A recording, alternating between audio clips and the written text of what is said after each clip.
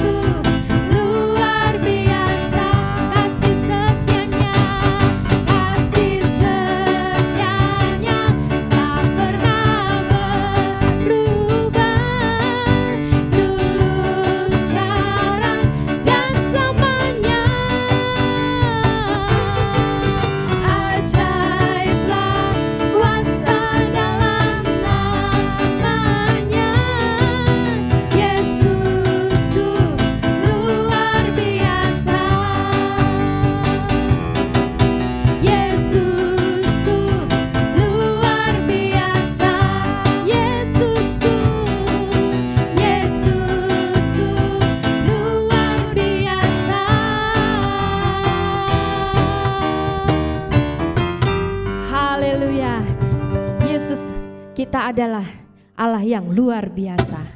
Mari terus kita tetap memuji Tuhan. Bersorak-sorai hanya bagi Dia. Betapa baiknya Engkau Tuhan. Haleluya.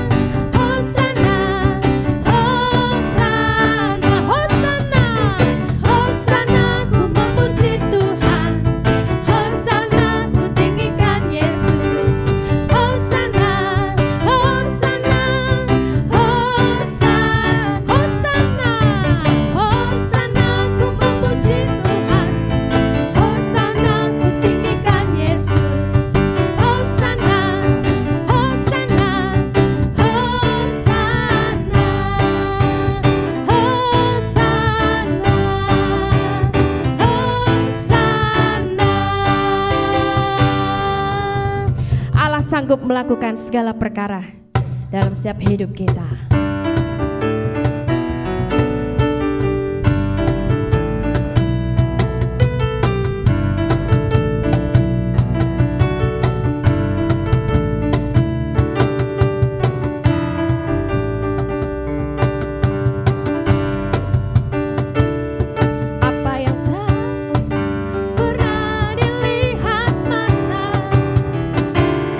Yang tak pernah didengar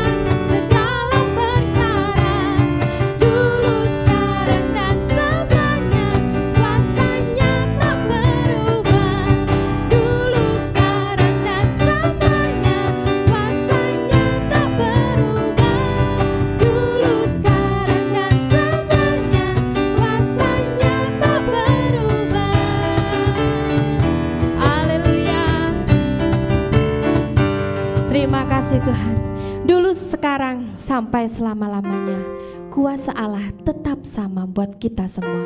Kalaupun hari ini kita belum menerima kuasa Tuhan, kalaupun belum menerima zaman Tuhan, doa-doa kita belum terjawab, tetap percayalah, tetap andalkan Tuhan, tetap puji Dia, Raja di atas segala raja. Hanya Engkaulah Allah yang kami puja, hanya Engkaulah Allah yang kami sembah.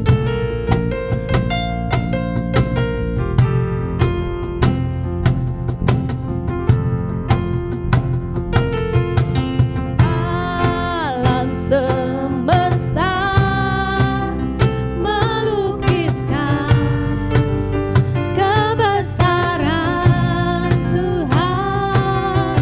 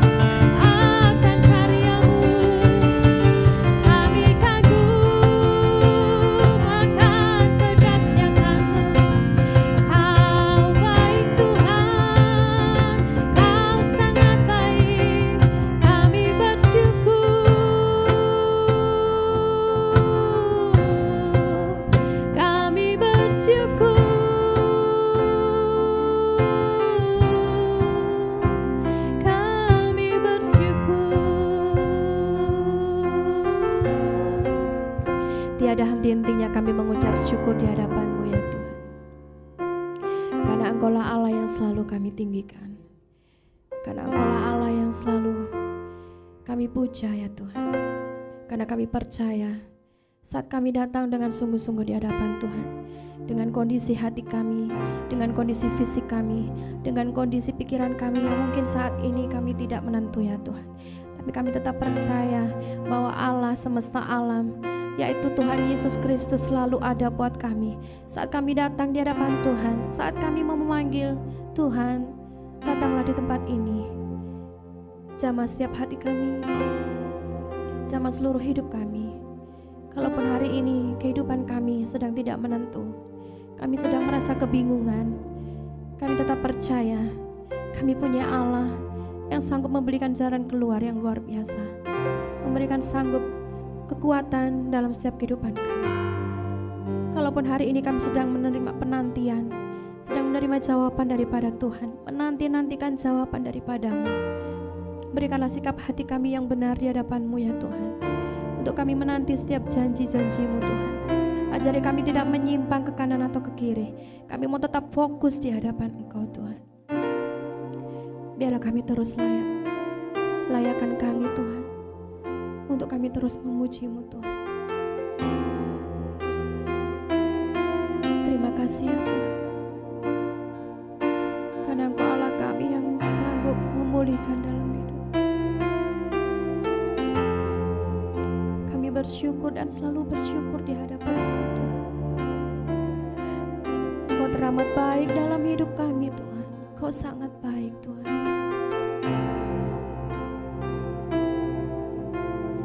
Layak dipuji, disembah, Kaulah yang bertata dulu, sekarang, dan selamanya.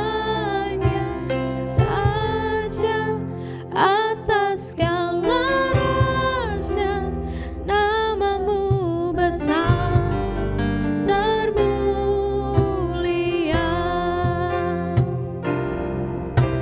Layak dipuji, disembah, Kaulah yang bertata dulu, sekarang, dan selamanya. Raja atas segala raja, nama-Mu besar termulia.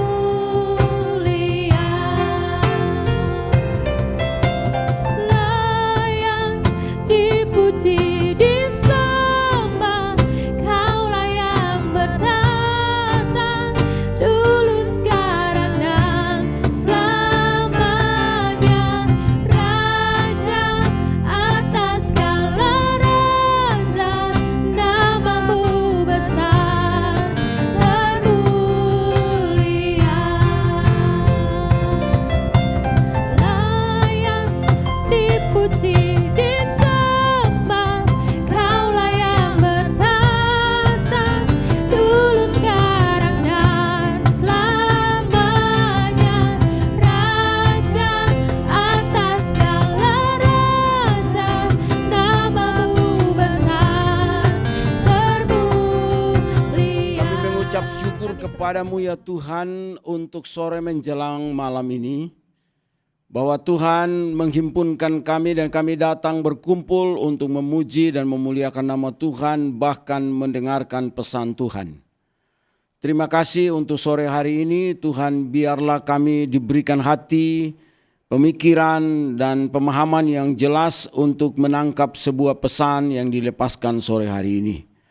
Tuhan tolong kami semua supaya firman ini menjadi berkat bagi kami dan meneguhkan hati kami dan menguatkan kami, dan biarlah menyertai kami dalam perjalanan hidup ini.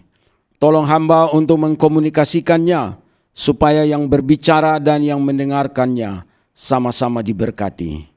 Kami sambut firman Tuhan di dalam nama Tuhan Yesus Kristus. Haleluya. Amin. Shalom, selamat sore menjelang malam Bapak Ibu. Tuhan memberkati kita semua. Mari sore hari ini kita belajar lagi tentang satu tema yang saya ambil pada sore hari ini, yang saya pilih untuk kita renungkan dan juga menjadi sebuah pesan untuk sore menjelang malam hari ini adalah keberanian kemanusiaan atau sikap keberanian mengambil langkah kemanusiaan itu lebih berharga daripada harta dan kekayaan. Bapak Ibu Saudara, kalau kita berbicara tentang orang yang berani, sebetulnya orang yang berani adalah orang yang mengambil atau mempertahankan haknya atau miliknya sampai mati-matian. Itu ada orang yang berani untuk melakukan hal itu. Ada orang yang berani untuk mempertahankan kepunyaannya sendiri. Ada orang yang berani untuk mempertahankan segala sesuatu yang menjadi bagian hidupnya. Ada orang yang berani mempertahankan segala sesuatu yang menjadi kepunyaannya ataupun juga menjadi haknya atau menjadi miliknya. Saya ulangi lagi itu, bahwa banyak orang yang berani untuk mempertahankan haknya. Namun tidak ada orang ataupun jarang kita temukan orang yang berani untuk melepaskan hak miliknya. Orang yang berani untuk melepaskan sesuatu, orang yang berani untuk mengambil resiko, mengalami kerugian, mengalami kekurangan, mengalami keterpurukan karena melepaskan apa yang menjadi bagian dalam hidup mereka atau milik mereka kepada orang lain. Dan Bapak Ibu Saudara, bukan untuk orang jahat saja, tetapi untuk kepada orang yang berbuat baik. Tapi banyak orang juga bisa melakukan hal yang seperti itu. Bahwa kita lihat di sini bahwa ini kita berbicara tentang orang yang berani mengambil langkah kemanusiaan atau juga memberi kesempatan kepada orang lain untuk menapaki kehidupannya. Oleh Bapak Ibu, kita merenungkan bahwa ada orang yang berani mengambil keputusan, mengambil langkah untuk memberikan kesempatan kepada orang lain. Nah, ini yang saya katakan, kalau orang yang demikian adalah orang-orang yang luar biasa, yang berani untuk memberikan kesempatan kepada orang lain, yang sebetulnya bagiannya dia, tetapi diberikanlah kesempatan kepada orang lain. Orang yang baik tahu bagaimana ia akan berbuat baik. Mari kita membaca di dalam Lukas pasal yang ke-6. Kita lihat dalam Injil Lukas pasal yang ke-6, kita lihat mulai dari ayat yang ke-27. Lukas pasal 6 ayatnya yang ke-27. Demikianlah firman Tuhan, tetapi kepada kamu yang mendengarkan aku, aku berkata, kasihilah musuhmu, berbuatlah baik kepada orang-orang yang membenci kamu. Lanjut. Mintalah berkat bagi orang yang mengutuk kamu, berdoalah bagi orang yang mencaci kamu. Terus, barang siapa menampar pipimu yang satu, berikanlah juga kepadanya pipimu yang lain. Dan barang siapa yang mengambil jubahmu, biarkan juga ia mengambil bajumu. Lanjut.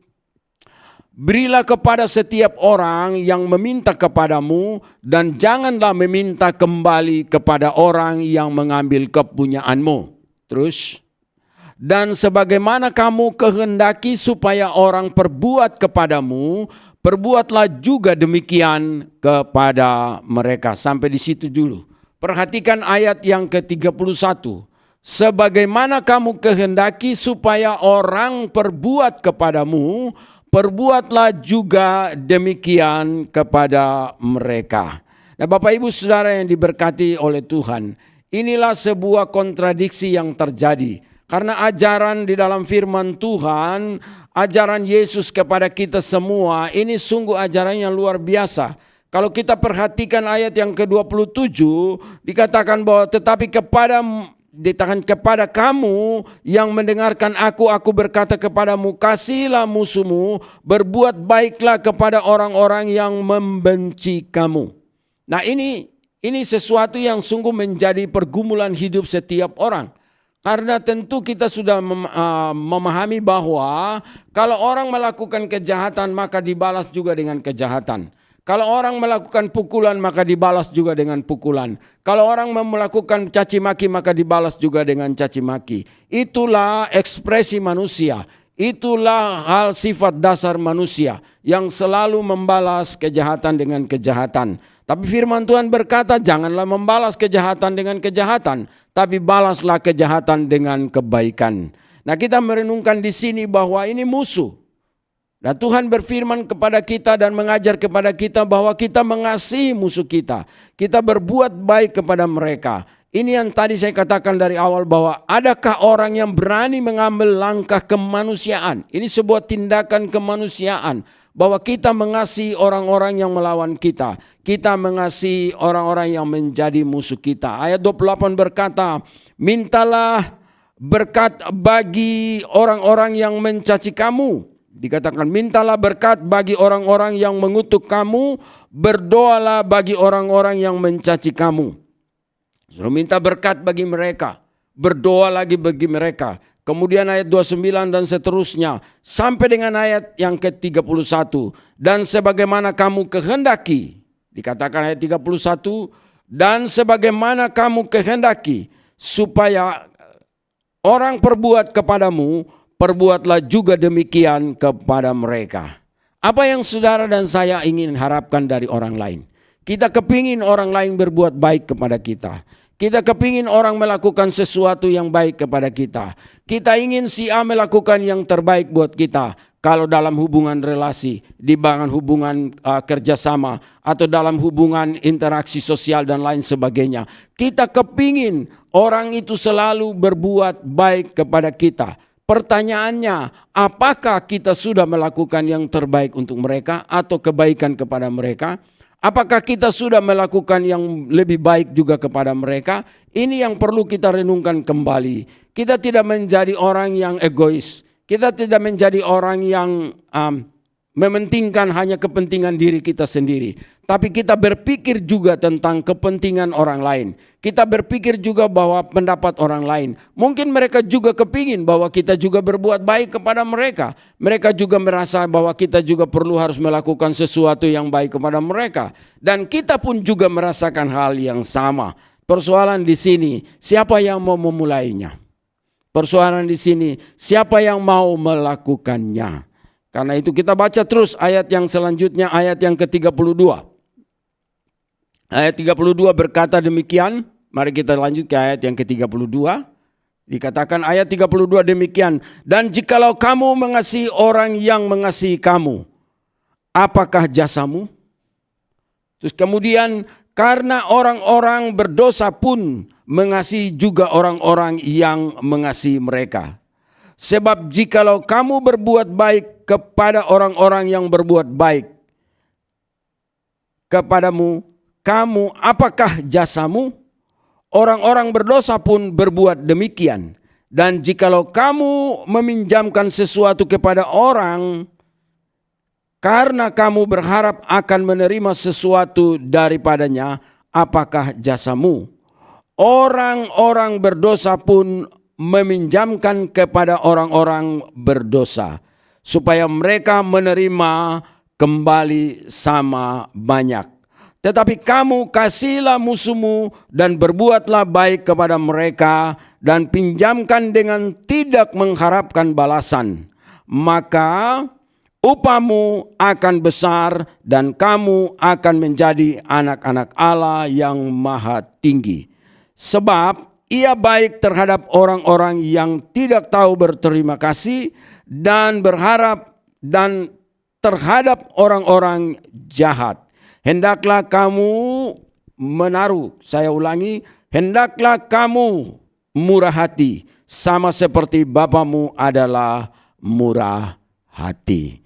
Bapak Ibu Saudara perhatikan baik-baik dari ayat yang sebelumnya. Karena dibilang begini bahwa orang yang selevel, kalau kita berbuat baik dengan orang yang selevel dengan kita, apa jasa kita? Artinya bahwa orang-orang yang berdosa pun melakukan hal yang sama. Jadi kalau kita melakukan sesuatu dan orang yang berdosa bisa melakukannya, apa jasa kita?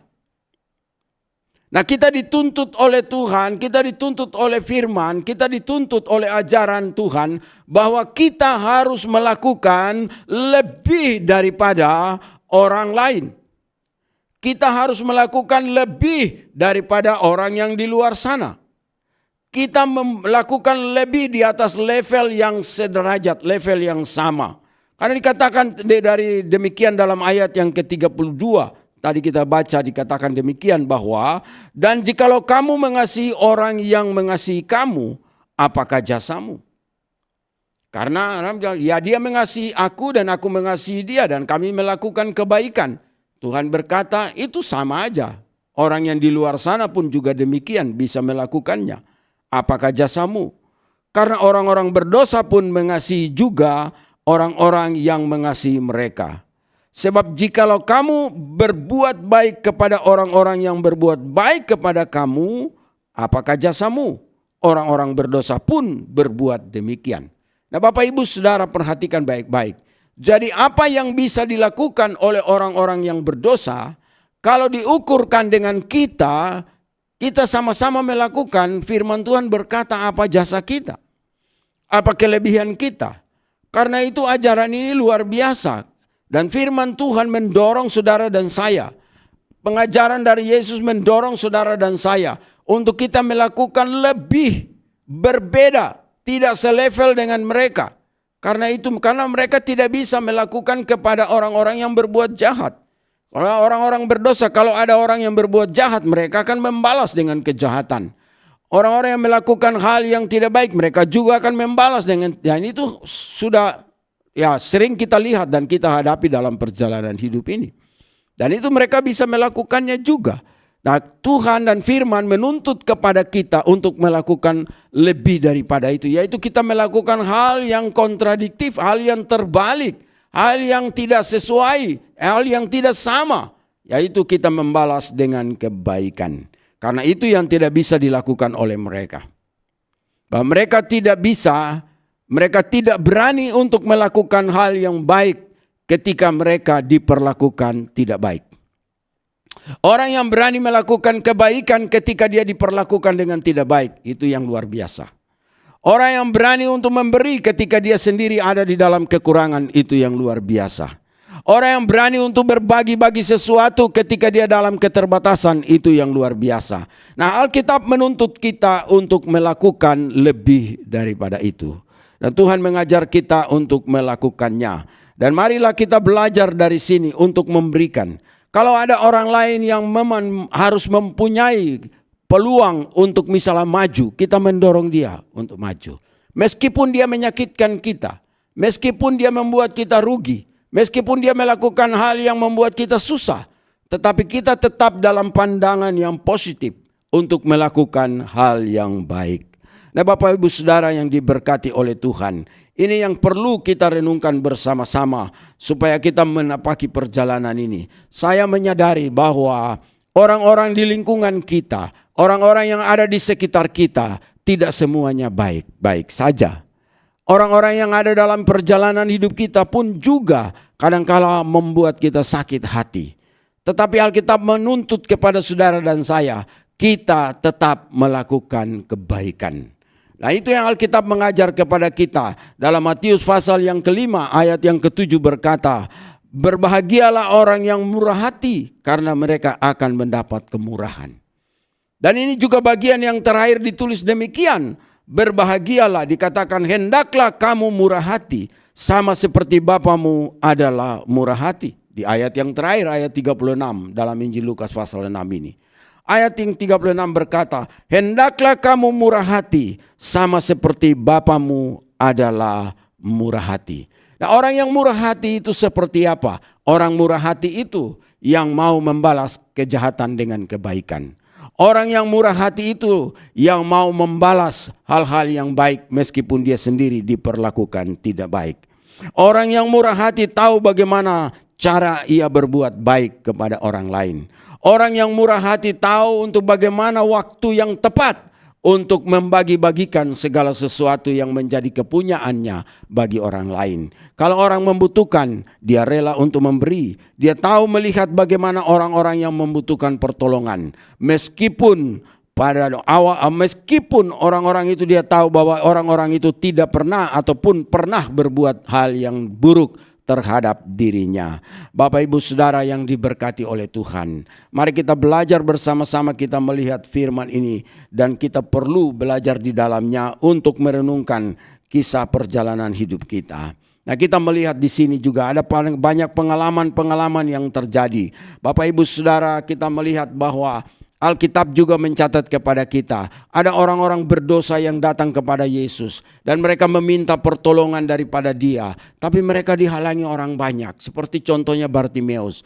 Kita merenungkan, kita melihat Bartimeus. Dia duduk pengemis sudah buta, duduk di pinggir jalan meminta-minta. Tetapi ketika mendengar bahwa Yesus lewat, tentu ia mendengarkan bahwa Yesus ini adalah juru selamat. Yesus ini mencelikan orang buta, Yesus menyembuhkan orang sakit, Yesus melakukan mujizat. Berita itu sudah sampai kepadanya dan dia sudah mendengarkannya. Dan dia berusaha untuk bangkit ketika ia mendengarkan, ketika ia mengetahui bahwa sang penyelamat itu ada, sang penolong itu sedang ada di dekatnya. Dan dia berusaha untuk menggapainya, tapi tidak bisa karena ia buta dan miskin. Dia cuma bisa hanya berteriak, Yesus anak Daud, kasihanilah aku, dan terus berteriak. Tapi apa yang terjadi? Justru orang-orang yang ada di sekitarnya menghalangi dia. Justru orang-orang di sekitarnya menegurnya supaya ia diam dan dia tidak boleh berteriak. Padahal perjuangannya untuk kepentingan dirinya sendiri. Untuk supaya dia terlepas keluar dari kebutaannya. Tapi justru dia dihalangi oleh orang banyak. Dan kalau saudara baca di sana, orang banyak menghalangi dia dan mereka menegur, diam, kamu tidak boleh ribut. Tetapi apa yang terjadi? Dia tetap berseru dan berseru sampai membuat Tuhan memperhatikannya dan memanggilnya. Dan kemudian dia akan lihat. Saudara, dalam perjalanan hidup saudara, perjuangan saudara, ada banyak orang yang akan menghalangi saudara. Ada banyak orang yang menegur, ada banyak orang yang tidak peduli kepada saudara. Pertanyaan saya, apakah saudara sakit hati? Apakah saudara kecewa? Ataukah membuat saudara mundur? Atau menyebabkan saudara tidak melakukan hal yang baik lagi? Atau saudara tidak melakukan hal yang sama dengan tidak peduli lagi terhadap mereka? Dan saudara hanya mementingkan diri saudara sendiri? Apakah kita akan membalas apa yang orang lakukan terhadap kita? Nah, ini yang perlu kita renungkan tentang apa yang kita baca sore hari ini. Bahwa kita melakukan kebaikan terhadap orang-orang yang tidak tahu berterima kasih kepada kita. Kita melakukan kebaikan kepada orang-orang yang tidak peduli terhadap kita. Kita melakukan kebaikan terhadap orang-orang yang melupakan jasa kebaikan saudara. Dan kita melakukan hal yang baik, kita membalas sesuatu yang baik kepada mereka. Dan dalam perjuangan hidup ini saya tahu bahwa kita semua sedang berjuang. Kita semua sedang berjuang untuk melakukan yang terbaik. Tapi kadangkala kita dicekal, kadangkala kita tidak dihiraukan, kadangkala kita ditegur, kadangkala kita Tapi kalau kita tetap berjuang untuk melakukan hal yang baik, hanya berseru aja kepada Tuhan untuk minta pertolongan. Hanya bersikap melakukan hal yang baik supaya Tuhan menolong kita. Mari kita belajar untuk melakukan hal ini kepada kita bersama-sama. Tuhan memberkati kita. Saya mau menceritakan tentang satu kisah bahwa keberanian kemanusiaan itu melebihi dari harta kekayaan apapun. Saya berani melakukan hal ini. Melihat keberanian ini terjadi, kisah ini. Saya mau angkat satu kisah yang mungkin saya sudah pernah cerita bagi saudara dan saya sudah pernah mungkin mengisahkannya saudara. Bahwa pada tahun 1943 terjadi Perang Dunia Kedua, ini ada kisah yang sangat memilukan, kisah yang menyedihkan sekali. Tapi yang bukan menyedihkan, tapi kisah yang menyentuh hati. Pada Perang Dunia Kedua pada tahun 1943, tepatnya bulan Desember itu, ada kisah tentang Charlie Brown dengan Franz Stigler. Bapak Ibu Saudara, mungkin saya sudah pernah cerita lah, bahwa inilah kemanusiaan, ini keberanian kemanusiaan di tengah-tengah kecamuknya Perang Dunia. Dan saudara, kita tahu bahwa pada bulan Desember 1943, Charlie Brown ini sedang membawa sebuah pesawat B-17 yang porak-poranda karena diterjang peluru sampai hampir punah, hampir jatuh mereka. Tetapi dengan susah payah, dengan pesawat yang bolong-bolong kena peluru ini, pesawat B-17 ini dikendalikan oleh pilot yang namanya Charlie Brown dengan krunya, dan mereka berusaha untuk terbang pulang ke Inggris. Dan Charlie Brown bersama dengan krunya membawa pesawat ini untuk menuju ke Inggris. Dan kemudian pada saat yang sama ada terjadi patroli dari Jerman. Yang namanya Franz Stigler ini adalah seorang kru penerbang patroli dari Jerman. Dia juga sedang mengudara pada waktu itu. Dan ketika dia mengudara, dia menemukan mereka. Dia bertemu dengan mereka dan melihat pesawat musuh ini Inggris ada di depan dia. Pesawat yang dikendalikan oleh Charlie Brown ini ada di depannya. Dan naluri perang itu mendorong dia. Naluri perang mendorong dia untuk melakukan atau menembak jatuh pesawat B-17 itu. Dengan hitungan detik, dorongan untuk menembak itu disertai juga dengan sesuatu yang menyentuh hatinya. Dalam hitungan detik, naluri perang itu muncul. Tetapi namun dalam hal yang sama juga, ada sesuatu yang muncul dalam dirinya untuk melakukan hal yang sebaliknya, yaitu tidak mengambil tindakan menembak pesawat itu, tetapi membiarkan pesawat itu terus terbang. Nah, Franz Stigler membawa pesawatnya mendekati B-17, dan kemudian Charlie Brown melihat dia, dan Franz Stigler memberikan isyarat, terus terbang. Artinya dia memberi isyarat bahwa terus terbang sampai keluar dari zona Jerman. Dan dia mengawali mereka terus sampai mereka keluar dari zona Jerman. Kemudian Franz Stigler menukik balik dan kembali ke pangkalan. Sebuah langkah keberanian yang mengambil risiko untuk melepaskan pesawat musuh lolos pulang ke negerinya. Sebuah tindakan, sebuah langkah yang mengambil resiko, kalau ketahuan oleh negaranya, dia juga pasti dihukum mati. Sebuah langkah yang mengambil resiko untuk menerima segala akibat dari keputusannya. Ya, ini yang saya sebut langkah kemanusiaan. Itu lebih berharga daripada apapun. Ini sebuah tindakan kehormatan. Franz Stigler memilih jalan kehormatan dengan berani mengambil langkah kemanusiaan untuk tidak menembak jatuh pesawat itu. Beberapa tahun kemudian, Charlie Brown mencari Franz Stigler. Dan kemudian mereka bertemu. Dan ketika mereka bertemu, mereka menjadi sahabat. Charlie Brown dengan seluruh krunya, bahkan negara Inggris juga menghormati Franz Stigler. Memberikan dia kehormatan. Sehingga pahlawan yang berani mengambil risiko untuk memberikan kesempatan bagi orang lain untuk hidup. Berani mengambil risiko untuk memberikan kesempatan kepada yang lain untuk menapaki perjalanan hidupnya. Berani mengambil risiko untuk membalas kejahatan dengan kebaikan. Berani mengambil risiko untuk berbuat baik kepada musuhnya. Itulah ayat kita dari awal bagian perikop ini berkata, tetapi kepada kamu yang mendengarkan aku berkata, kasihilah musuhmu, berbuatlah baik kepada orang yang membenci kamu. Saudara, kebaikan itu tetap dikenang oleh Tuhan. Kebaikan itu tetap dihormati di mana-mana. Saudara melakukan hal yang terbaik, saudara dihormati di mana-mana. Musuh pun juga saya percaya akan menghormati saudara. Orang jahat sekalipun juga akan tetap menghormati saudara.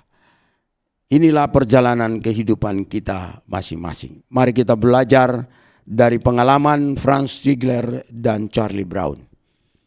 Franz Stigler mendapat kehormatan dari negara Inggris karena ia telah melakukan sesuatu yang baik dan dihormati oleh bangsa Inggris terhadap keputusannya yang memberikan kesempatan bagi awak dan penerbangan B-17 yang dipiloti oleh Charlie Brown. Dan Charlie Brown merasa terhormat oleh karena keputusan Franz Stigler. Dan patutlah dia juga memberikan hormat kepada Frans oleh karena tindakannya.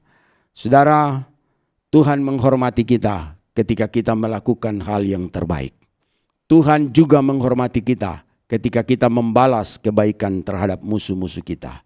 Tuhan juga menghormati kita ketika kita membalas cinta kasih kepada orang yang tidak tahu berterima kasih kepada kita. Saya percaya dalam perjalanan-perjalanan hidup, lingkungan saudara tidak begitu menyenangkan. Tapi kita tetap memberikan aroma yang baik. Kita tetap memberikan nuansa yang baik. Kita tetap melakukan kebaikan. Jangan pernah berhenti untuk berbuat baik. Itulah orang yang murah hati. Karena orang yang murah hati itu berbahagia. Karena mereka akan mendapat kemurahan. Tuhan memberkati kita pada malam hari ini. Terima kasih, demikianlah firman Tuhan. Pada malam hari ini kiranya saudara dapat diberkati dan tetap melakukan kebaikan. Kemanusiaan lebih berharga daripada harta dan kekayaan. Tuhan memberkati. Mari kita berdoa. Terima kasih Tuhan untuk sebuah pesan yang dilepaskan kepada kami semua malam hari ini. Tuhan sudah menolong hamba untuk mengkomunikasikannya. Biarlah firman ini sampai kepada hati kita, hati kami semua untuk melakukannya. Kami mengucap syukur bahwa Tuhan mengajar kami untuk membalas kebaikan, tanpa menuntut balasan apapun.